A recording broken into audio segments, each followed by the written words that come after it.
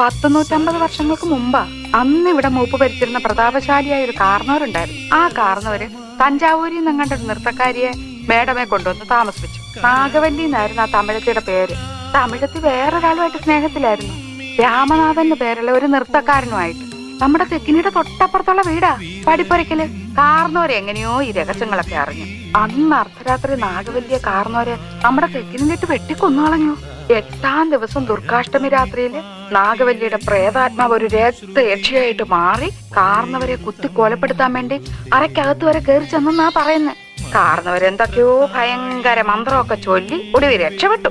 അതീ പിന്നെ നാഗവല്ലിയുടെ പ്രേതാത്മാവ് തീരാപ്പകയോടെ ഈ തറവാട്ടിലൊക്കെ അലഞ്ഞടക്കാൻ തുടങ്ങി. പിന്നെ ആലപ്പാറ പോറ്റിമാര് വന്ന് 61 ദിവസം മാന്ത്രിക ക്രിയകളൊക്കെ നടത്തിയിട്ടാ തമിഴത്തിയുടെ ആത്മാവിനെ ആ തെക്കിനി ബന്ധിച്ചത്. ആ പഴയ കാർന്നവരും അവസാനം വിഷം കഴിച്ച് ആത്മഹത്യ ചെയ്യായിരുന്നു.